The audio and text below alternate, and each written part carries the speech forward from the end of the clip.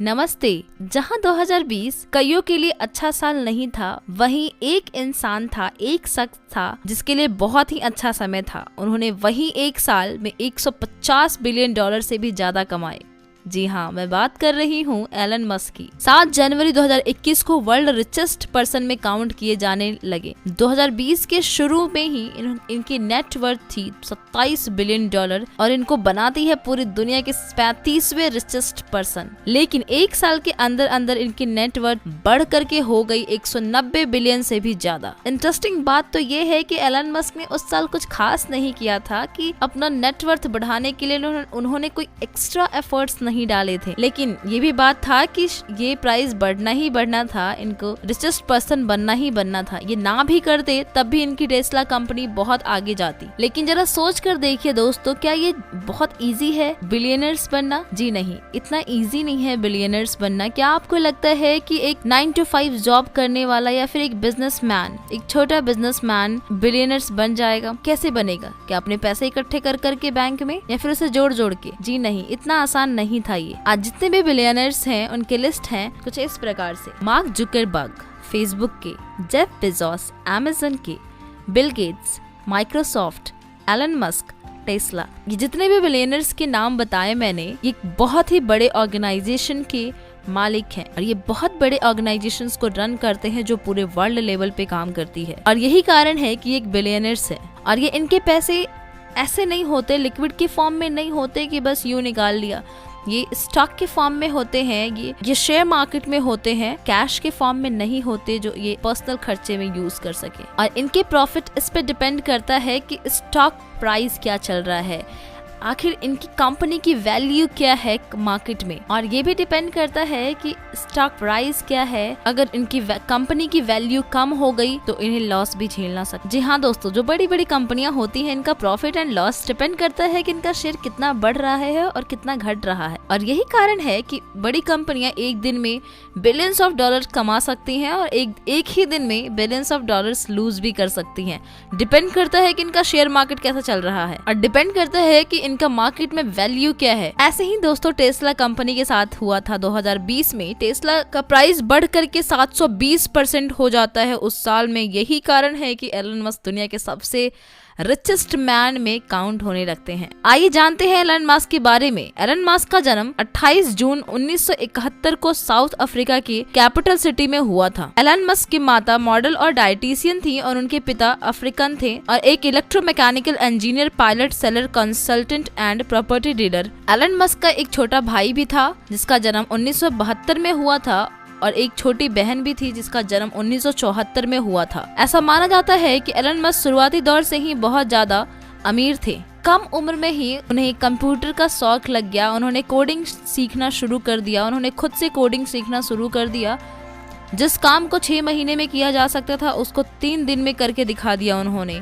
और यही कारण था कि 12 साल की उम्र में उन्होंने एक कंप्यूटर गेम बना दिया और बाद में उसे $500 में बेच दिया और ये इनकी पहली कमाई बनती है $500। 1989 में वो कनाडा गए और वहाँ पर उन्होंने पेंसिल्वेनिया यूनिवर्सिटी में अपनी पढ़ाई पूरी करी। ये 3 चीजों को बहुत ही ज्यादा अपनी लाइफ में वैल्यू देते हैं। नंबर 1 है इंटरनेट, नंबर 2 है रिन्यूएबल एनर्जी और नंबर 3 है स्पेस ट्रैवल। 1995 में आप कह सकते हो कि उनको एक पहला ब्रेक मिला और उन्होंने अपने भाई के साथ मिल करके कंपनी बनाई और इसके साथ काम किया। इन्होंने इनकी कंपनी बहुत ही हाई प्राइस पर बिकी थी। 1999 में एक X.com नाम की कंपनी बनाई और इसका काम था फाइनेंशियल सर्विस प्रोवाइड करना। और 2000 में एक और कंपनी के साथ मर्ज हो गई और पेपल बन जाता है। 2001 में पेपल के चेयरमैन एलन मस्क बने और इसे एक्वायर्ड कर लिया गया ईबे के द्वारा $1.5 बिलियन में। इस टाइम तक ये बिलियनर बन चुके थे। अब इन्होंने $1000 मिलियन इन्वेस्ट की एक कंपनी बनाने के लिए जिसका नाम है स्पेस एक्स। और इनका मेन मकसद है कि लोगों को मार्स तक भेजा जाए और एक कॉलोनी एस्टेब्लिश की जाए। 2020 में स्पेस एक्स पहली प्राइवेट कंपनी बन गई जिसने किसी इंसान को स्पेस में भेजा हो। 2025 तक स्पेस एक्स का प्लान है कि पहले इंसान को मार्स पर भेजा जाएगा। कारण है कि आज इतना ऊपर, इतना आगे है और यही कारण है कि इनके फ्यूचरिस्टिक गोल रखते हैं और बहुत ज़्यादा फ्यूचर को लेकर के चलते हैं। ये प्रेजेंट में सिर्फ नहीं जीते हैं, ये फ्यूचरिस्टिक सोच रखते हैं और यही कारण है कि अपनी जितनी भी कंपनियां खोली इन्होंने उसमें सक्सेसफुल रहते गए, क्योंकि इन्हें ये बात का पता है कि फ्यूचर में क्या चीजें चलने वाली है और यही कारण है कि लोग उन्हीं चीजों में पैसा अपना इन्वेस्ट करना चाहेंगे जो फ्यूचर में आगे चल के चलना चाहेंगी, जो आगे उनको वैल्यू मिलेगी। आइए जानते हैं स्टॉक मार्केट के बारे में। आखिर जनता क्यों पैसा लगाती है उसमें? जनता को पता होता है कि फ्यूचर में ये कंपनी आगे जाने वाली है और यही सोच करके वो अपने पैसे को वैसे कंपनीज में इन्वेस्ट करना चाहते हैं जिसकी वैल्यू आगे चल के बहुत ज्यादा होने वाली होती है, जिसकी डिमांड होने वाली होते हैं आगे, और वैसी कंपनी में जनता अपना पैसा इन्वेस्ट करती है। और जिस कंपनी का उन्हें फ्यूचर नहीं दिखता उस कंपनी में कोई भी इन्वेस्ट करना नहीं चाहेगा। और हम सब जानते हैं कि जितनी भी पॉल्यूशन वाली गाड़ियां हैं जो डीजल और पेट्रोल पे चलती हैं, हर कंट्री यही चीज चाहती है कि इसे बंद कर दिया जाए, क्योंकि बहुत ज्यादा मात्रा में पॉल्यूशन फैलाते हैं हमारे एनवायरनमेंट में। और इसी चीज को ध्यान में रखते हुए एलन मस्क ने इलेक्ट्रिकल व्हीकल्स लॉन्च कर दिया। ऐसा व्हीकल जो नेचुरली वर्क करता है, जो इलेक्ट्रिक पे वर्क करता है, जो कोई भी पॉल्यूशन नहीं फैलाता है एनवायरनमेंट को और एनवायरनमेंट को क्लीन रखता है। तो यही कारण है कि सारी के सारी कंट्रीज अपने अपने कंट्रीज में पेट्रोल और डीजल वाले व्हीकल्स को रिप्लेस कर रहे हैं इलेक्ट्रिकल व्हीकल से, और आने वाले समय में सारी की सारी व्हीकल्स प्लेस हो जाएंगी इलेक्ट्रिकल व्हीकल से। और यही कारण है कि टेस्ला कंपनी की डे बाय डे प्राइस बढ़ते जा रही है, वैल्यू मार्केट में बढ़ते जा रही है। और कुछ लोग का ये भी मानना है कि टेस्ला का शेयर प्राइस और भी आगे बढ़ने वाला है और यह और आगे बढ़ेगा। अभी एलन मस्क की नेटवर्थ है $200+ बिलियन। अगर एलन मस्क का स्टॉक प्राइस 5 गुना बढ़ता है तो $1000 बिलियन हो जाएगा। इसका मतलब आप समझ सकते हैं कि वह दुनिया के सबसे पहले ट्रिलियनर्स बन जाएंगे। और बहुत लोगों का ये मानना है कि ये दिन दूर नहीं, ये बहुत जल्दी ही ट्रिलियनर्स बनने वाले हैं। जिस तरह से शेयर प्राइस बढ़ रही है मार्केट में, वो दिन दूर नहीं होगा। जी हाँ दोस्तों, इतना पैसा होने के बाद भी एलन मस्क कहते हैं कि वो कैशलेस हैं, उनके पास कोई भी कैश नहीं है। दरअसल बात ये सच है कि जो भी इनका पैसा होता है वो स्टॉक मार्केट में ही होता है। आप उसे निकालिए कि आप अपने पर्सनल यूज के लिए नहीं यूज कर सकते हैं। अगर आप उसे यूज करना चाहते हैं तो आपको फिर अपने शेयर को बेचना पड़ेगा किसी न किसी को। और जरा सोच के देखिए कि एक मालिक अपने कंपनी का शेयर कब बेचता है, जब उसे अपने कंपनी पे भरोसा नहीं होता है। और अगर एलन मस्क ने ऐसा किया तो फिर लोगों का भरोसा उन पर से उठ जाएगा। उन्हें लोगों को ऐसा लगेगा कि जब एलन मस्क को ही अपनी कंपनी पे भरोसा नहीं है तो फिर हम पैसा अपना इन्वेस्ट करें इनकी कंपनी में। यही कारण है कि अपने आप को एलन मस्क कैशलेस बताते हैं। और भी चीजें हैं एलन मस्क के बारे में, जैसे कि वो बेफिजूल के खर्चे नहीं करते हैं। वो अपने आइडियाज को इम्प्लीमेंट करने की कोशिश करते हैं। वो अपना ज्यादातर वेल्थ अपने कंपनीज को एस्टैब्लिश करने में लगा देते हैं और उन्हें और आगे बढ़ाने में लगा देते हैं। अभी वो लोगों को मार्स पर भेजने की सोच रहे हैं, ताकि अगर उल्का पिंड गिर करके डायनासोर्स को खत्म कर दिया था धरती से, कहीं ऐसा ही कुछ नज़ारा ना हो जाए और धरती कहीं खत्म ना हो जाए, इससे पहले कि मार्स पर जुगाड़ बनाया जा सके, एक प्लैनेट पर जुगाड़ बनाया जा सके जहां आराम से हम लोग रह सकता है, इंसान तभी भी जिंदा रह सकते हैं। और इनका मेन मकसद है कि धरती की जितनी भी प्रॉब्लम है उनको खत्म करना। टेक्नोलॉजी के मामले में पूरे वर्ल्ड को इतना फास्ट कर देना आप सबने अंदाजा भी नहीं लगाया होगा। और 2050 तक टेक्नोलॉजी बहुत ज्यादा आगे बढ़ चुकी होगी। और यही कारण है कि एलन मस्क पैसों के पीछे नहीं भागते, वो सिर्फ काम पे ध्यान देते हैं, मेहनत पे ध्यान देते हैं। और ये बहुत ही मेहनती इंसान है, जैसा कि आप देख सकते हैं, समझ सकते हैं। Thanks for watching. बने रहिए ऐसे वीडियो के लिए and please do subscribe my channel. Thanks for watching.